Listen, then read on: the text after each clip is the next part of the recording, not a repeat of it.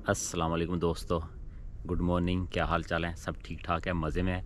आपका भाई शाहिद एक दफ़ा फिर आपकी खिदमत में हाज़िर है जापान से। तो आज जनाब हम जिस टॉपिक पे बात करने जा रहे हैं वो ये है कि हम जापान आना चाहते हैं, लेकिन हम किस किस जो शोबे हैं उनमें आ सकते हैं। बहुत सारे दोस्तों ने मैसेजेस किए हैं या कमेंट्स में भी पूछा है कि यार मेरे पास ये डिप्लोमा है भाई, क्या मैं जापान आ सकता हूँ? या मेरे पास ये वाला हुनर का एक्सपीरियंस है, क्या मैं जापान आ सकता हूँ?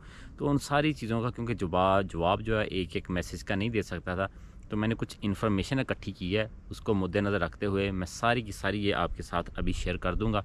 तो आप ख़ुद ही देख लीजिएगा कौन कौन भाई जो हैं वो अप्लाई कर सकते हैं, या कौन कौन जो है उनको कुछ और सीखने का अभी जो है ना सीखना चाहिए।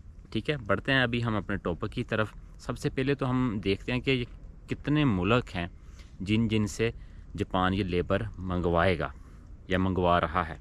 ये जी टोटल 18 मुल्क हैं।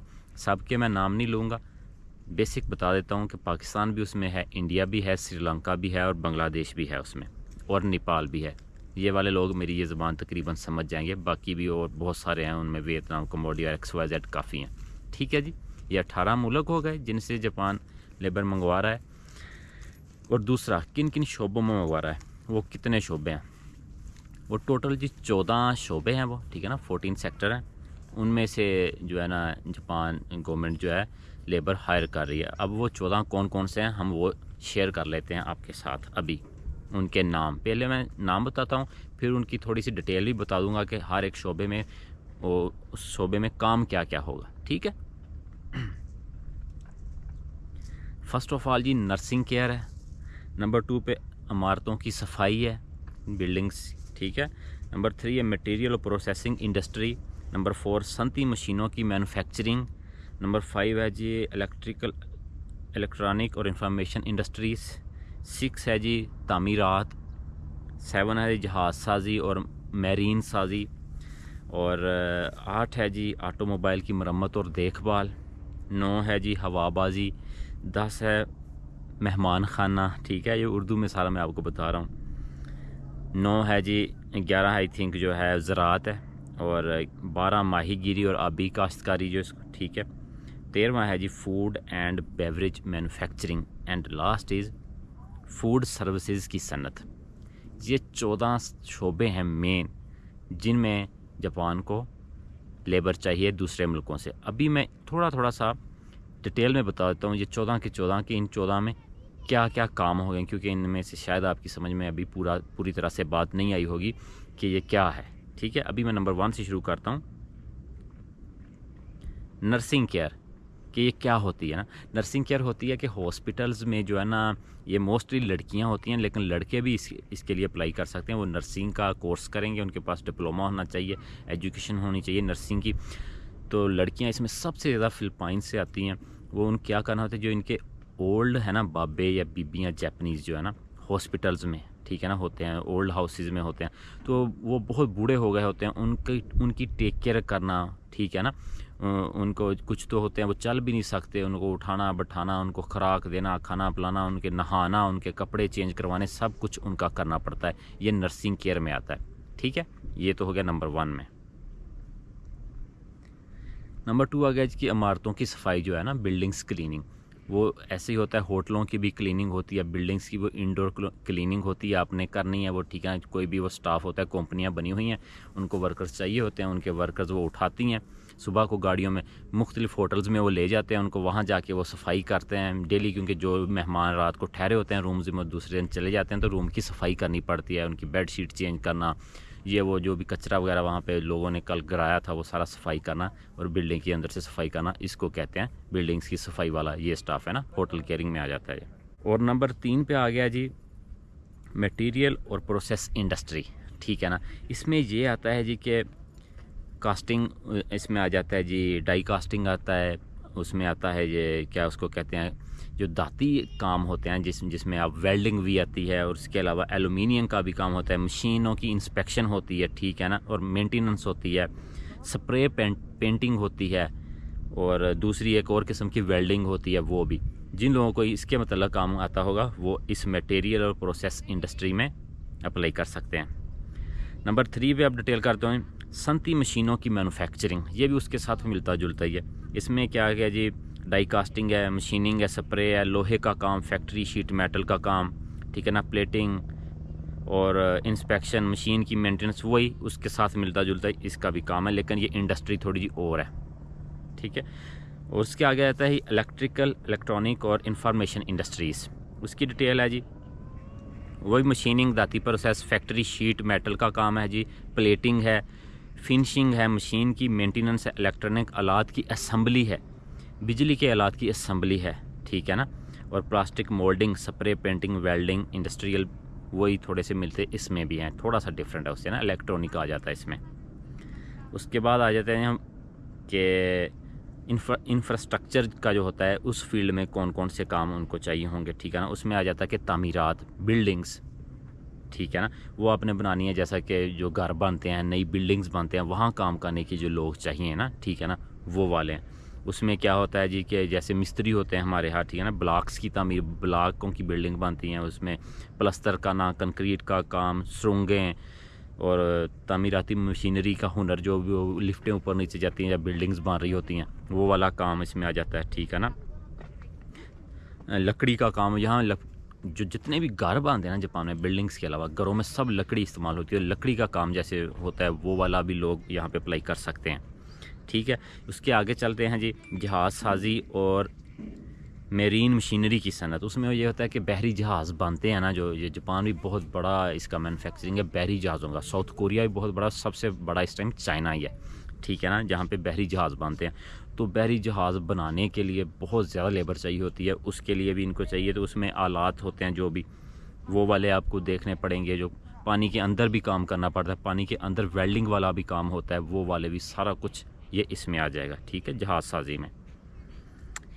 उसके बाद ऑटोमोबाइल की मरम्मत और देखभाल, जैसे हमारे यहाँ गाड़ियों की वर्कशॉप्स बनी होती हैं, यहाँ पे भी ऐसे गाड़ियों की वर्कशॉप होती हैं, तो वहाँ पे उनको वर्कशॉप्स पे भी गाड़ियों का स्टाफ चाहिए होती है। ये बहुत बहुत बड़ी कंपनियाँ होती हैं, उनको भी स्टाफ चाहिए वहाँ पे मेंटेनेंस का काम करने के लिए, गाड़ियों की चेकिंग का काम करने के लिए। तो अगर आपको ये भी एक्सपीरियंस हो तो ये भी आप उसका डिप्लोमा या अपना एक्सपीरियंस लेटर लगा के इस पर भी अप्लाई कर सकते हैं, गाड़ियों की मेंटेनेंस वाले में भी, ठीक है। उसके बाद आ गई हवाबाजी के, हवाई जहाज़ उड़ते हैं, मतलब कि एयरपोर्ट्स वगैरह। एयरपोर्ट्स पे आपने क्या ड्यूटी हो सकती है जी, उसमें आपकी है जी ग्राउंड हैंडलिंग, जो जहाज़ के उड़ने से पहले ये वो दूसरे तीसरे काम हो रहे होते हैं वो वाले। उसके अलावा फिर बैग जो लोड कर रहे होते हैं वो वाले भी, जो अनलोड कर रहे हैं, और भी बहुत सारी फील्ड्स होती हैं एयरपोर्ट के अंदर। आप वो सर्च करके सारा उसको चेक कर सकते हैं। मैं सारी डिटेल यहाँ पे ज़्यादा नहीं बता सकता, ठीक है, शॉर्ट में आपको मैं आइडिया दे रहा हूँ। मेहमान खाना कहते हैं जी रेस्टोरेंट को या होटलिंग को, ठीक है ना। तो उसमें आपने क्या करना होता है जी कि जैसे कि रिसेप्शन का काम होता है, अगर आपके पास रिसेप्शन का है, कोर्स किया है या एक्सपीरियंस है, जैसे आपने अगर किसी होटल में पाकिस्तान में काम किया हुआ है, अगर आपके पास एक्सपीरियंस है, ठीक है ना, जैसे दुबई में भी होटलिंग का अगर एक्सपीरियंस है, तो आप वही सेम ये पाकिस्तान का एक्सपीरियंस यूज़ करके इधर भी होटलिंग रिसेप्शन का आप अप्लाई कर सकते हैं। उसके लिए आपकी इंग्लिश भी अच्छी होनी चाहिए जापानीज़ के साथ साथ, क्योंकि वो आपको प्लस पॉइंट हो जाएगा, ठीक है। हैं जी जंगलात का और माहीगीरी का दायरा इख्तियारात, वो भी इसमें के आ जाता है जनाब, कि जब मछलियाँ पकड़नी हैं, ठीक है, उसके अंदर समुंदर के अंदर जाते हैं, वो स्टाफ चाहिए होता है, बड़ी बड़ी शिप्स होती हैं उनमें जाते हैं माहीगीर, जो बड़े उनको वर्कर्स चाहिए होते हैं, वहाँ पे वो नेट जाल डालते हैं और सब कुछ करते हैं, मछलियाँ पकड़ना, उसका सारा प्रोसेसिंग करना, फ़िशिंग इंडस्ट्री में ये सारे का सारा आ जाएगा उसमें, ठीक है। उसके बाद आ गया जी ज़राअत, काश्तकारी, जैसे कि आपको पता ही है हम पाकिस्तानी जो हैं, हम तो हैं ही एक ज़रई मुल्क, तो उसमें भी हमें ज़राअत के मतलब जो भी आपको काम आता हो, उसमें जो फार्म बने हुए हैं, जैसे मीट के फार्म हैं या कि डेयरी फार्म होते हैं, दूध के फार्म, वहाँ पे काम करने के लिए बंदे चाहिए होते हैं। लड़के भी काम करते हैं, लड़कियाँ भी काम करती हैं। जैसे गाय के फार्म हैं या सब्ज़ियाँ होती हैं, वहाँ पे भी काम करने के लिए ज़रई लेबर भी इनको चाहिए, ठीक है। फूड एंड बेवरेज मैन्युफैक्चरिंग, जहाँ पे खाना बनता है, कि बहुत सारे कंपनियां हैं ऐसी जो कि खाना बना के आगे जो ग्रोसरीज़ को देती हैं या होटल्स को देती हैं, वहाँ पे खाना बनता है। वो खाना बनाने वाली बड़ी बड़ी फैक्ट्रियां हैं। मैंने खुद भी एक कंपनी में काम किया हुआ है जहाँ पे फैक्ट्री में बर्गर्स बनते थे या ऐसी चीज़ें बनती थी, वो सारा प्रोसेस होकर बहुत बड़ी बड़ी कंपनियाँ होती हैं, वहाँ पर भी काम करने के लिए बंदे चाहिए इनको, ठीक है ना, फूड मैन्युफैक्चरिंग के अंदर। उसके बाद लास्ट में आ जाता है फूड सर्विसेज आ जाती हैं कि सनत, वो भी यही है कि अमूमी खाने की सर्विस, जैसा कि खाने में मशरूबात तैयारी कस्टमर को जो है ना सर्व करना इसमें आ जाता है। तो ये थी जी सारी मोटी मोटी इनकी जो रिक्वायरमेंट थी। आप देख लें कि ज़रूरत ज़िंदगी की जितने भी शोबा जात हैं तकरीबन इन 14 शोबों के अंदर अंदर फिर उसमें डिटेल जो है तकरीबन सारे ही आ जाते हैं, ठीक है ना। तो आपने करना क्या है, सिर्फ़ और सिर्फ आपने इन चीज़ों को देख लेना है। मैं आपको बता देता हूँ कि ये आप कहाँ से चेक कर सकते हैं, इसकी लिंक आपको मिल जाएगी, वहाँ से आप देख के इसका सारा प्रोसीजर भी चेक कर लेंगे और इसके मतलब जो भी लेटेस्ट अपडेट्स आएंगी वो भी आप देख लिया करेंगे, वो भी ये नोट कर लीजिएगा। मैं लेकिन जो है ना इसकी लिंक भी जो है ना डिस्क्रिप्शन में देने की कोशिश करूँगा, लेकिन अभी मैं बोल के भी बता देता हूँ। ये है जी www.pk.emb-japan.go.jp। ये कि उसके ऊपर आप जब जापान एम्बेसी इन पाकिस्तान का अगर आप पेज खोलेंगे उसके अंदर आपकी इसकी सारी इन्फॉर्मेशन मिल जाएगी। अगर अप्लाई वहाँ से नहीं भी कर सकते, लेकिन आपको पता चल जाएगा कि आप किन किन शोबों में जा सकते हैं, इसकी क्या क्या रिक्वायरमेंट्स हैं, ये उन्होंने एम्बेसी ने सारा डिटेल में वहाँ लिखा हुआ है, ठीक है। और दूसरा ये है कि वहीं से ही आप जो है ना एम्बेसी, क्योंकि उनके मुल्क के वीज़े होंगे, जैसे ही कोई भी जो भी प्रोसीजर चलता होगा ना तो वो एम्बेसी के पेज से आपको उसी टाइम पता चल जाया करेगा। तो ये भी एक पॉइंट है। ये एम्बेसी का जो लिंक है या एम्बेसी की जो सर्च है गूगल से जा कर लें, उसके साथ टच रहें। किसी भी मुल्क, सिर्फ जापान ही नहीं, अगर आप USA जाना चाह रहे हैं, कनाडा, ऑस्ट्रेलिया, कहीं भी जाना चाह रहे हैं, तो उस मुल्क की जो एम्बेसी होती है ना उस पर नज़र ज़रूर रखें, क्योंकि जब भी कोई भी वीज़ाज खुलेंगे या कोई वर्क वीज़ा खुलेंगे सबसे पहले वो अपनी एम्बेसी पे उसका नोटिस देंगे, ठीक है ना। उसके आगे फिर दूसरी तीसरी चीज़ें होंगी। तो आप ज़रूर जापान, अगर जापान आना चाह रहे हैं तो जापान एम्बेसी के साथ अटैच रहें। अटैच रहने का मतलब ये नहीं है कि आप सुबह शाम उनको फ़ोन करने लग जाएं, कि उनका जो पेज होता है उसको जाके चेक करें, सर्च करें, उसके क्या नई उस पर नई अपडेट्स आ रही हैं वो देखा करें, ठीक है। किसी भी मुल्क आप जाना चाहते हैं उस मुल्क की एम्बेसी का पेज ज़रूर सर्च करते रहा करें, उसको विज़िट किया करें, ठीक है जी। ये थी सारी वो मोटी चीज़ें मैंने जो सोचा था कि मैं आपको बता दूं। आई होप आपको ये सारा समझ आ गया होगा, ठीक है। मैंने ये छोटी सी एक कोशिश की है, तो उम्मीद करता हूँ आपको पसंद आई होगी। तो फर्दर भी मेरे जहन में या मुझे जैसे जैसे कोई नॉलेज मिलता रहेगा, कोई न्यूज़ मिलती रहेगी, तो मैं आपके लिए लेके हाज़िर होता रहूँगा। तो आपने क्या करना है आपको पता ही है, stay connected. For that just this is your own channel, okay. आप इसको सब्सक्राइब कर लें, ठीक है। फेसबुक पे देख रहे हैं तो पेज को फॉलो कर लें, ताकि हम आइंदा भी एक दूसरे को मिलते रहें ऐसे ही। अपना बहुत सा ख्याल रखें और मुझे भी अपनी दुआ में याद रखिएगा। अंटिल द नेक्स्ट वीडियो, अल्लाह हाफिज़, बाय।